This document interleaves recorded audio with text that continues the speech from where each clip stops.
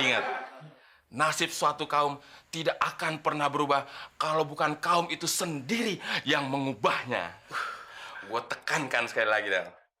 Nasib suatu kaum itu tidak akan pernah berubah kalau bukan kaum itu sendiri yang mengubahnya. Maksud lo gimana sih, Mon? Nasib pengangguran, Del, yang kayak lo, tidak akan berubah kalau bukan pengangguran itu sendiri yang mengubahnya. Kayak gue.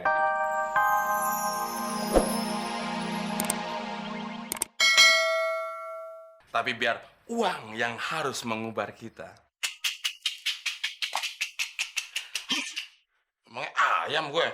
Maksud gue justru karena gue salut, Mon, sama omongan yang keluar dari mulut lo. Kalau ngandelin otak lo mah, gak yakin gue bakal bisa keluar kata-kata bijak seperti itu. Gue baru aja direkrut, Del, sama salah satu tahanan politik. Gue baru aja direkrut sama salah satu partai politik. Oh, jadi itu duit dari partai? Ya iya ya, bukan you ya you. Direkrut jadi apaan lo? Gue direkrut jadi caleg. Masa jadi kiper? Lu ngerti nggak arti caleg? Ya, Mon. Dari lo masih kecil, Mon, waktu gigi lo belum tumbuh sembarangan, gue udah tahu caleg itu calon legislatif, ya Pan? Bagus deh kalau lu tahu artinya caleg. Jadi kan gue nggak perlu capek-capek lagi nerangin apa artinya caleg. Gue nggak perlu buang-buang energi. Biarkan energi yang ada di badan gue sumbangkan semuanya untuk memikirkan kepentingan rakyat. Gila, Mon, baru 5 jam gak ketemu, lagu-laguan lo udah kayak calon legislatif beneran. Emang lo direkrut sama partai apaan, Mon? Partai bulan-bulanan. Partai bulan-bulanan. Itu partai baru, Del.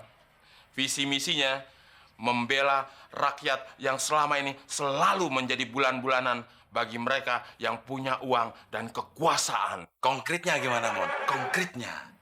Gue akan memperjuangkan nasib pengangguran yang kayak lo supaya mendapat pekerjaan yang layak. Mon. Pengangguran lah, memperjuangin pengangguran. Gue gak ketemu jalan pikiran lo, Mon. Justru gue dari pengangguran, Del. Makanya gue bisa merasakan gimana sedih dan perihnya jadi pengangguran. Ingat, nasib suatu kaum tidak akan pernah berubah kalau bukan kaum itu sendiri yang mengubahnya. Gue tekankan sekali lagi, Del. Nasib suatu kaum itu tidak akan pernah berubah kalau bukan kaum itu sendiri yang mengubahnya. Maksud lo gimana sih, Mon? Nasib pengangguran, Del, yang kayak lo, tidak akan berubah kalau bukan pengangguran itu sendiri yang mengubahnya. Kayak gue. Oh, iya ya. Nah, Del, mulai hari ini, gue sarankan sama lo, jangan sering begadang, Del. Emang kenapa?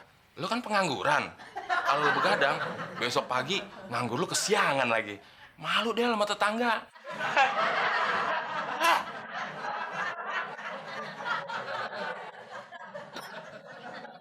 Kalau gue jadi anggota DPR, pasti gaji gue gede. Kalau gaji gue gede, Mbak Fitri pasti mau sama gue. Artis aja banyak yang mau jadi istri anggota DPR. Apalagi Mbak Fitri. Sakit tenggorokan, Mas Temon? Enggak. Itu supaya kelihatan berwibawa aja. Temon kan mau jadi anggota DPR. Nanti Mbak Fitri pilih Temon ya. Emang Mas Temon partai apaan? Partai bulan-bulanan. Partai Bulan Bintang sih Fitri pernah denger. Kalau bulan-bulanan, emang ada ya? Ini partai baru, Mbak Fitri. Visi misinya itu membela rakyat yang selalu menjadi bulan-bulanan bagi mereka yang punya uang dan kekuasaan. Wah, serius amat sih. Salah satu program kerjanya menciptakan lapangan pekerjaan bagi pengangguran supaya tiap bulan gak uring-uringan. Oh, kalau partai itu sih Fitri nggak cocok, Mas Temon. Nggak cocok, Mbak Fitri. Fitri kan bukan pengangguran. Terus Mbak Fitri pilih partai apa? Fitri tentunya cari partai yang satu, calon legislatif ya, cakep-cakep. Dua, yang bisa menurunkan harga lipstik, baju, tas. Nanti ditangkap sama KPK. Jangan gitu dong, Del. Nggak semua anggota DPR itu korupsi. Kita harus bangga kalau Temon nanti jadi terpilih jadi anggota DPR. Ya, Mama. Kayak nggak tahu kelakuan si Temon aja. Kemarin uang arisan dikentit. Terus waktu ada pembagian kompor gratis buat warga dari pemerintah, warga ditarikin iuran. Sorry tante. Del, singkirkan semua makanan yang ada di atas meja ini. Terus kita sing-singkan lengan baju, kita makan makanan yang enak ini. Masa calon anggota DPR makan yang begituan? Harusnya gimana, Mon? Yang beginian dong. Non, belagu lo. Kemarin aja masih makan ikan asin sampai nambah. Emang kamu bawa makan apa sih, Mo? Temon bawa steak, pizza, nasi goreng seafood. Kalau gitu, Del, semua makanan yang di meja ini singkirkan, bawa ke belakang. Hari ini kita makan enak, bawaan dari... Tapi jangan lupa tante, nanti coblos gambar Temon ya. Tentu dong, mau dipilih dicoblos yang mana? Gigi dulu, atau bibir, atau mata? Otaknya yang dicoblos. Sobek-sobek aja tante. Mon, emang lo yakin pengen jadi anggota dewan? Ya yakin dong Del. Lah, Mon, gue baca di koran ya, Mon. Disinyalir 50% anggota dewan itu korupsi. Kan nggak baik buat nama besar seorang Temon. Hati-hati Del. Nanti lu bisa dituntut pencemaran nama baik lo. Emang yang benar gimana? 50% anggota dewan tidak korupsi. Oh iya ya. Bukannya sama aja.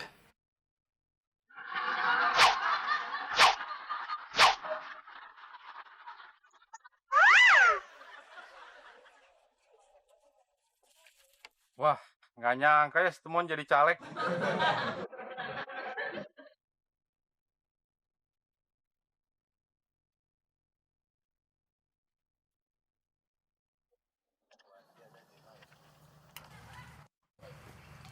Pamflet siapa, Pak Muklis?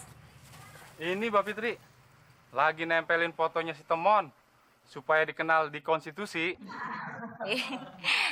Konstitusi. Tahu nggak artinya? Ya, pokoknya gitu deh.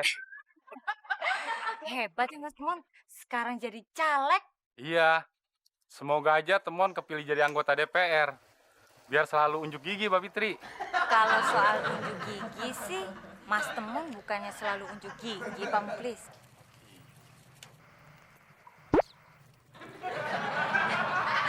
Ya udah, Fitri jalan dulu ya, mau ke kantor. Iya, Mbak Fitri. Oh iya ya, emang dari sononya si Temon udah unjuk gigi.